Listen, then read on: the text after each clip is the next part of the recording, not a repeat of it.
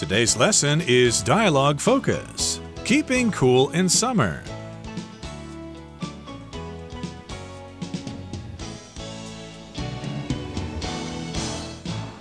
Hi, everybody. My name is Roger. And I'm Mike. And summer is upon us.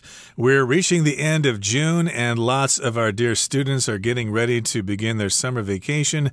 It's going to be a hot one out there, so we're all looking for ways to keep cool in summer. Mike, do you like hot weather or do you prefer the winter? Well, I have a very complicated answer to this question, Roger. Do I like hot weather? No. No, that's my complicated. That's my complicated answer. No, actually, I don't mind hot weather. It's the humid weather. It's the humidity, the amount of moisture in the air in Taiwan that drives me crazy. If it's a dry heat, as we might say, like you might find in the desert, that's not so bad. But it's that heavy, wet, humid air, the hot, humid air we get in Taiwan. That's the stuff that I really don't like too much. But I guess I'm used to it at this point. I know how to find the nearest air conditioner. Indeed, most people try to escape the heat by finding some place like 7-Eleven and just hang out there all day and enjoy the free air conditioning. But to me, I like to be outdoors, and even though it takes some time to get used to the heat, once I'm used to it, I'm okay. I like to spend time outdoors in the summer. But some people, of course, are keeping cool in other ways, and one way to keep cool is to have that shaved ice that is so tasty and so common here in Taiwan. So today, of course, we've got a conversation between Mark and Ruby, and they have a plan to cool off. Let's listen to part 1 of today's lesson and listen to their conversation. Keeping cool in summer. A plan to cool off. Mark and Ruby have just finished their workout and are getting ready to leave the gym. I'm exhausted. How are you feeling? Yeah, I'm super tired.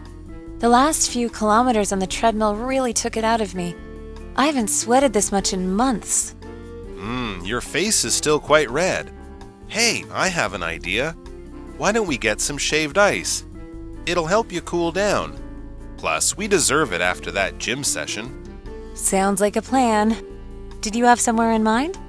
Yep, there's a place right around the corner. I'll lead the way. They arrive at the shaved ice store a few minutes later. Welcome to Avalanche Ice. Is your order for here or to go? We want to eat in, right? For here, thanks. Great. Here's our menu. You can sit anywhere you like. When you're ready to order, just come back to the counter. Thanks very much. 大家好，第一部分我们看到名词 workout 表示健身或是锻炼，像是 I felt too sick to go to the gym for a workout today. 我今天不舒服，不能去健身房运动。或是 Every day before work, Nora does a 90-minute workout that includes running, weights, and stretching. 每天上班前 Nora 都会先健身90分钟，包括跑步、重训和伸展。另外，把 work 跟 out 分开，就变成了片语 work out。这里补充3个 workout 的意思。第一个意思是指健身，例如 Linda has an exercise bike and works out at home 4 times a week. Linda 有一台运动脚踏车，她一星期在家健身4次。或者 People who work out regularly are usually much healthier than people who don't. 有规律运动习惯的人，通常比没有的人健康得多。第二个表示想出或是找出解决方法等。我们可以说 We should work out how we're going to pay for the damage from the storm. 我们应该想出办法，看如何弥补这次暴风雨带来的灾害。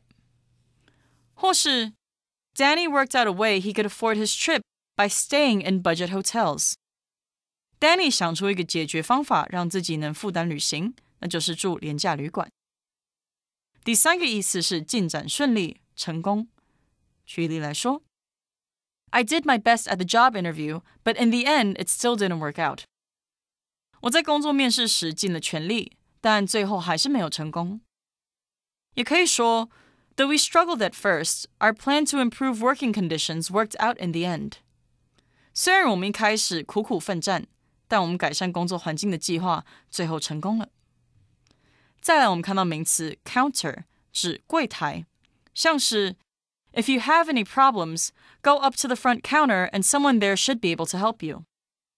如果你有任何问题，到前面柜台，那里的人应该可以帮你。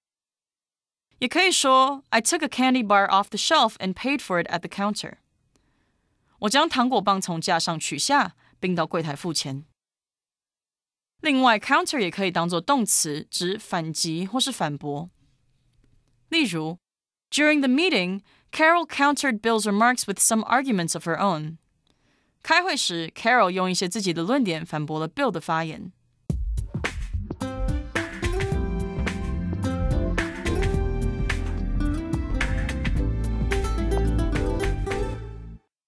Okay, very interesting idea there. Of course, they're going to head to a shaved ice place in order to cool off that way. I guess that is one strategy that one can use in order to keep cool in the summer. So indeed, you have a plan to cool off, and that's what you want to do when you're too hot and you're feeling uncomfortable. You could also say cool down. Absolutely, and those are both good ways to get your body temperature down, stop sweating, feel a little more comfortable during the summer months, the hot summer months. And it seems that Mark and Ruby have an extra reason to feel a little warm right now. It's not just the temperature outside.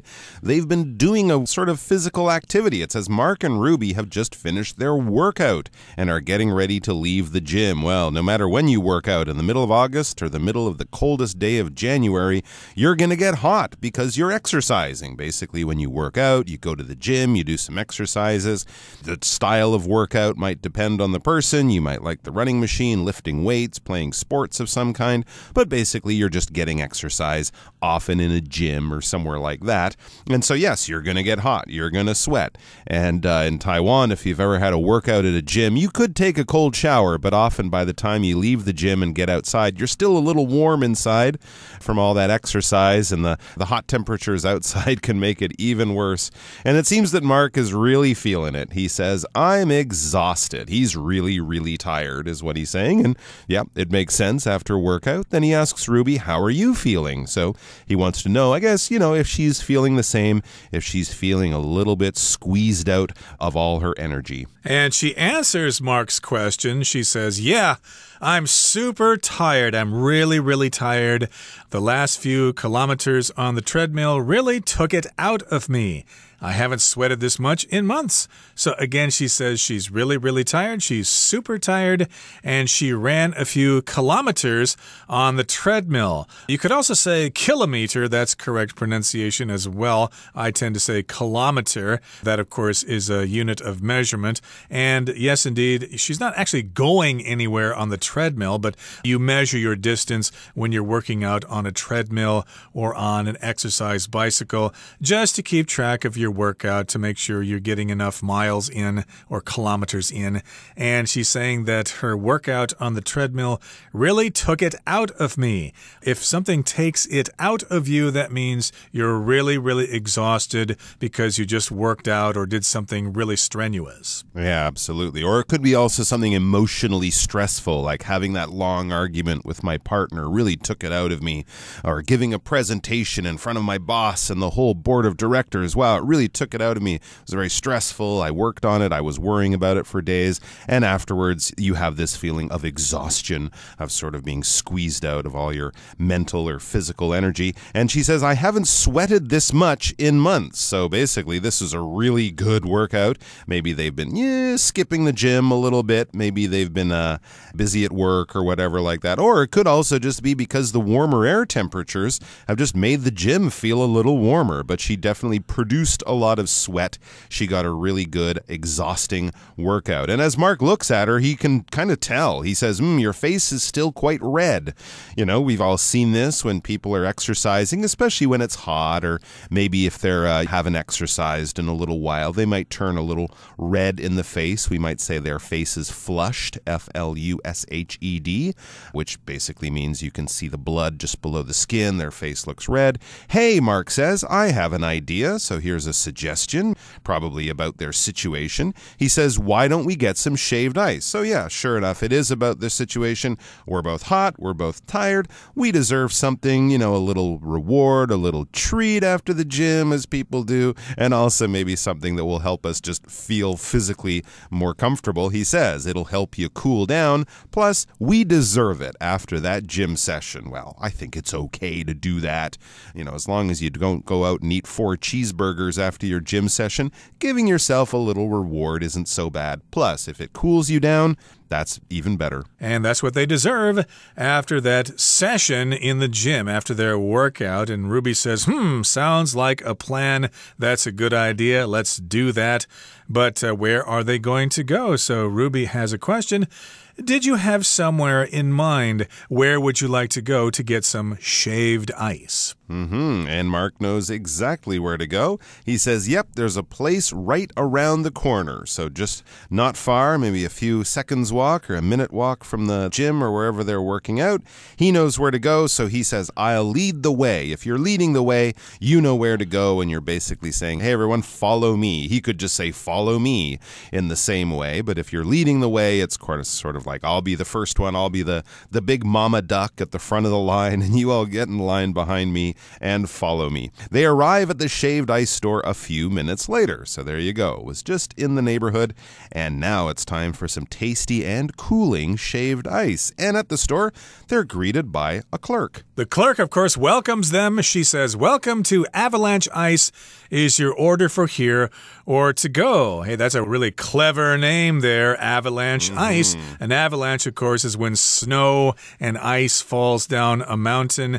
You don't want to be in the mountain at that time. You might get covered up by all that snow and you'll suffocate. So it's not something to play around with. But still, avalanche ice means they've got a lot of ice there that you can enjoy. And, of course, the clerk asks them, is this for here or to go? You'll hear that asked a lot in fast food restaurants. Would you like to eat your food here in the restaurant, or would you like to take it with you? For here or to go? Ruby turns to Mark and she asks him, because they haven't actually talked about or decided this before. She says, we want to eat in, right? This is kind of what she's thinking. This is maybe even what she prefers to do, and it just seems logical. We want to eat in, right? They're tired. They want to sit down right now and enjoy their ice right there. So Mark nods. He nods his head, and Ruby turns back to the clerk. For here, thanks.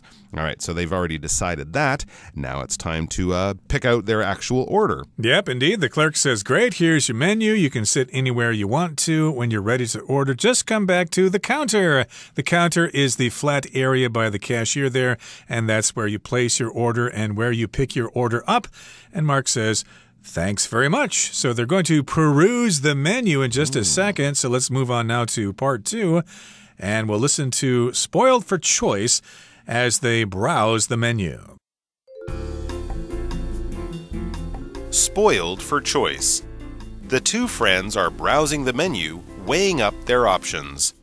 Should we go for something more traditional with mung beans, tapioca balls, and condensed milk? Or something like, oh, look, this one has fresh mango and sorbet. That does sound nice, but I think I'd prefer something with a chewy texture. Also, keep in mind that we're not limited by the combinations on this page. We can choose our own toppings. That's true. The trouble is, there are too many to choose from. Well then, let's ask for a recommendation. They approach the counter, taking the menu with them. Are you ready to order? Actually, we wanted to ask you which toppings you'd recommend. Oh, definitely the tapioca balls. We make them from scratch using a signature recipe. The taro and sweet potato balls are also very popular, as is the grass jelly. All of those sound good to me. I agree. Can we get a large shaved ice with those toppings? Oh, and some condensed milk. Coming right up.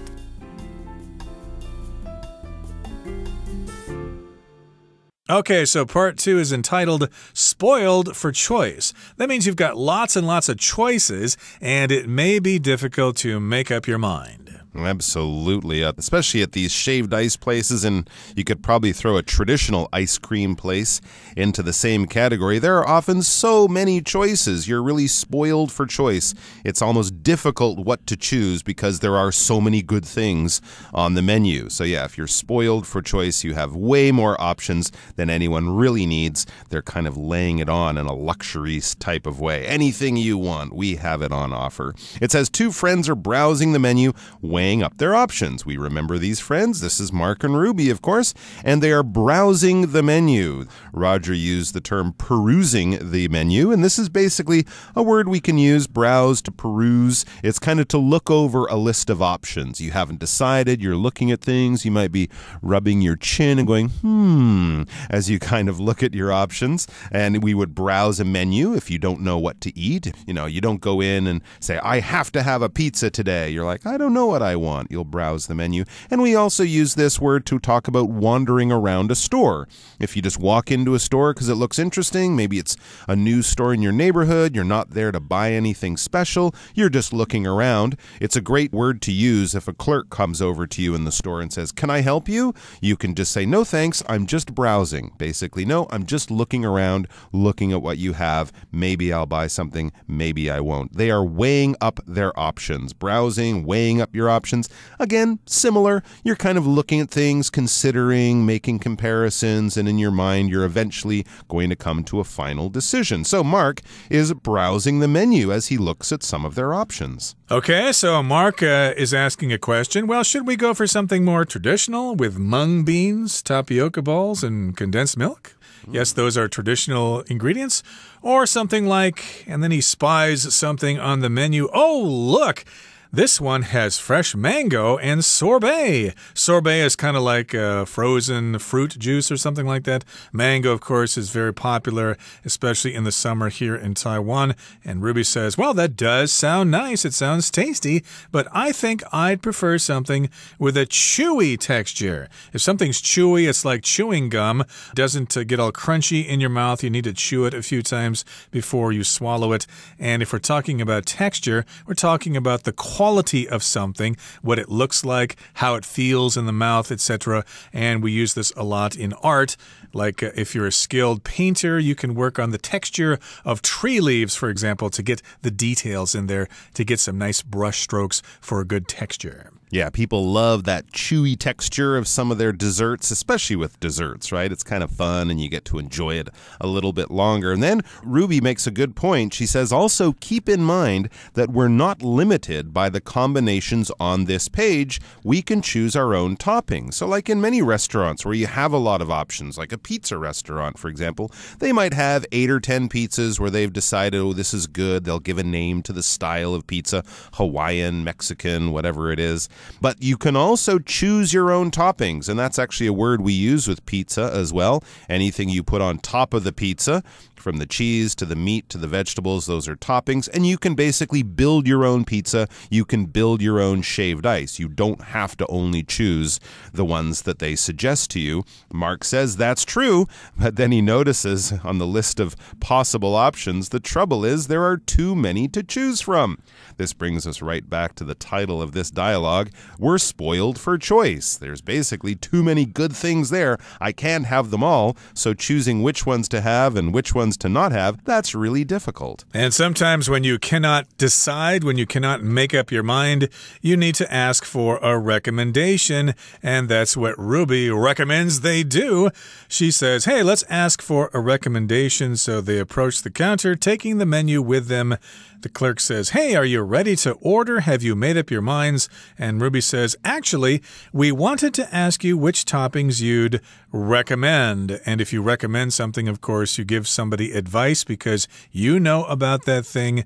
You know more about that thing than other people do. So you give them a recommendation. So they want some suggestions. You know, the clerk works there. The clerk knows what's good, what's popular. Maybe the clerk can help them. And the clerk can help them. The clerk says, oh, definitely the tapioca balls. So this is one of those must-try dishes or must-try toppings. The tapioca balls, and then the clerk explains why those tapioca balls are so special. We make them from scratch using a signature recipe. So these are like the little boba, the little bubbles that you'll find in your bubble milk tea. And apparently at this place, they're really special tapioca balls. They make them from scratch using a signature recipe. Wow, this is almost fancy. If you make something from scratch, you don't buy it pre-made, basically. You're making it, and it's probably a basic ingredient that most people might buy pre-made, but you've decided for health reasons or just because you really want to do it in the purest original way, you decide to make it from scratch. Think of the Italian restaurant that doesn't just buy those dried noodles to boil and then serve with their delicious sauce. No, they make the noodles themselves from flour and water and some salt. It takes a lot of time often to make these things, but there's more control, and they can make a signature recipe if a restaurant or a cook is doing it from scratch. Signature here is not talking about what you sign on a bank statement or on your passport, not that kind of signature. We're talking about kind of an original recipe. It's something unique. It's something that has made this restaurant or whatever kind of famous a little bit notable. So people often know that certain places make a type of food that you can find in many other places, but they make it with a little twist, a little difference, a little special ingredient, something like that, and they're kind of famous for that. We often think of KFC with their signature 11 herbs and spices for their fried chicken. It tastes like other places, but it's a little bit different, and the restaurant is famous because of it. So there's these amazing tapioca balls made from scratch and a signature recipe. You can't get them anywhere else. And the clerk suggests some other ingredients. The taro and sweet potato balls are also very popular, as is the grass jelly. Again, those are common ingredients that you find served with shaved ice. And Mark says, all of those sound good to me. Ruby says, I agree. Can we get a large shaved ice with those toppings, with those ingredients? Oh, and some condensed milk, which is an ingredient that is commonly found on shaved ice. And the clerk says, coming right up. And looks like they're going to cool down in style. And I think they probably have air conditioning in this restaurant as well. That brings us to the end of our explanation for today. Here comes Hanny.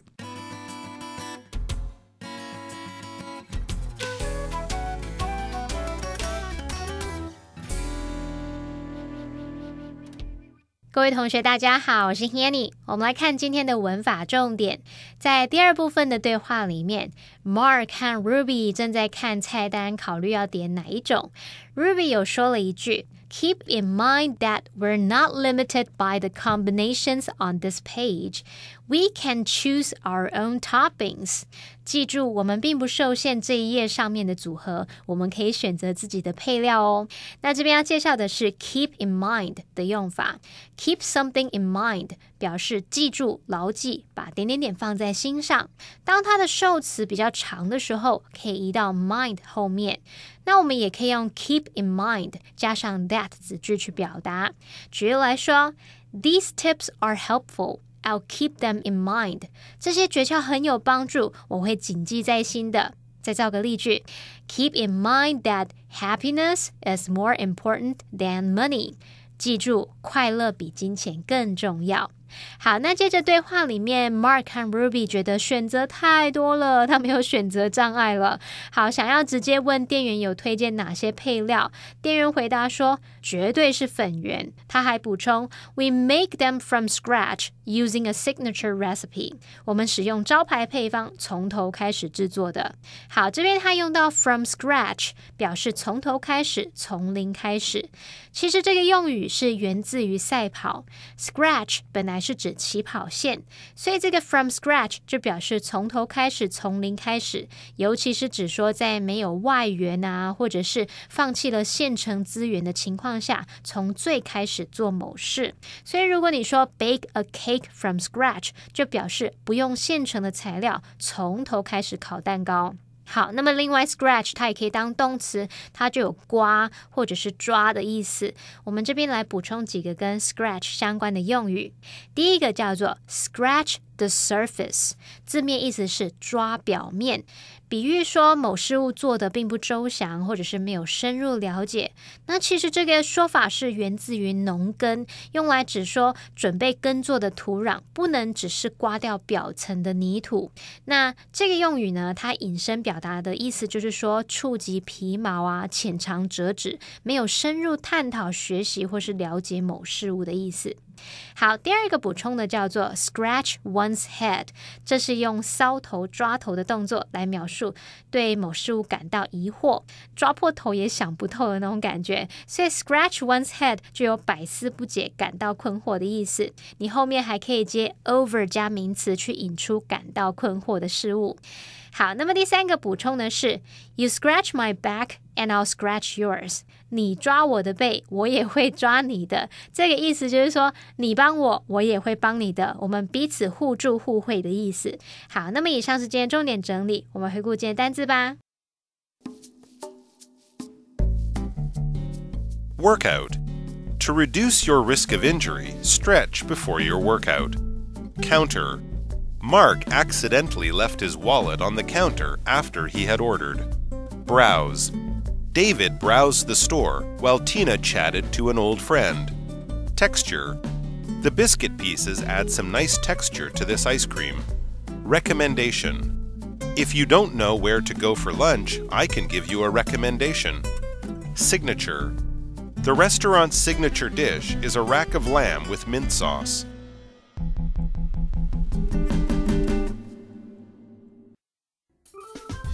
Well, that brings us to the end of another edition of our program, and please make sure you join us again next time. From all of us here, I am Mike. I am Roger. See you next time.